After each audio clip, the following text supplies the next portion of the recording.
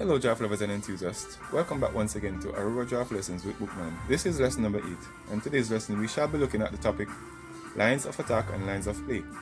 Now on screen you see a position in which black is controlling or dominating the center. This is actually called a double center, so we have black's two centerpieces right here, C5 and E5. Now we shall be looking at the subtopic, various ways to attack a double center.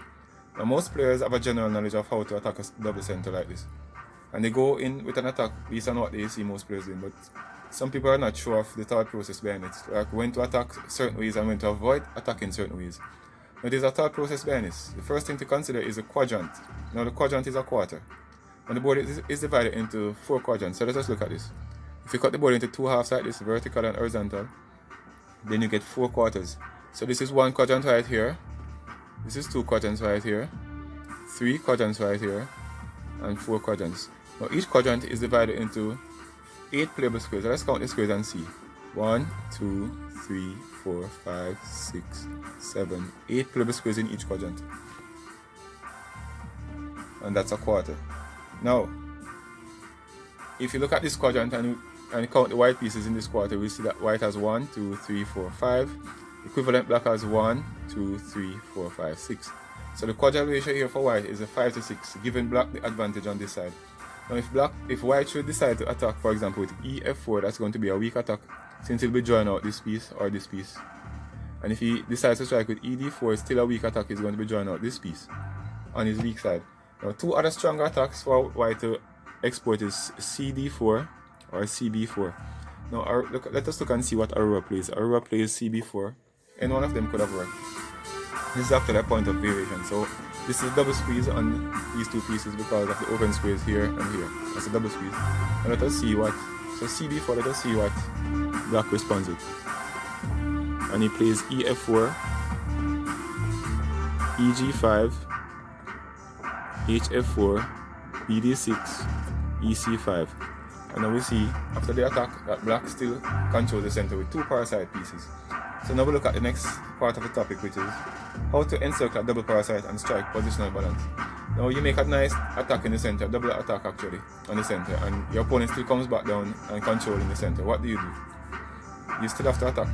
Now, because of the attack that just happened a while ago, you don't want to continue to attack right away. So you have what is called a post-trade phase. This is a developmental phase where you encircle and you develop a position before you start another attack. So you see white continues with EC3, CD6, FG3, and he rushes the first parasite piece which is closer to him. And a common defense is the block, counter block with what is that? DE5,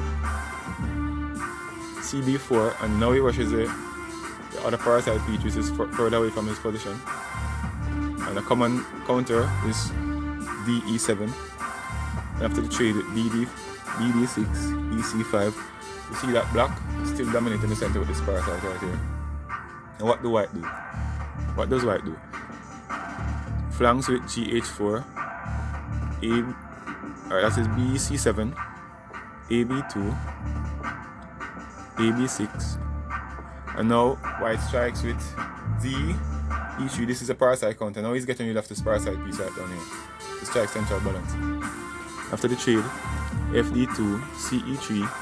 Parasite is gone, but black is still controlling the center. 2 center pieces right here. What do white do? The black rushes because, let me take back that move and show you what's the concept behind that. White was threatening an attack continuum to strike with EF4 and remove the center piece. So black counter responds by removing the piece with a pincer attack or a rush, as we call it in Jamaica. And white makes a double strike here with B, C3. And after the jump or the capture of DB2, AC1, you see that the parasite on the lower square is gone. No more parasite right here.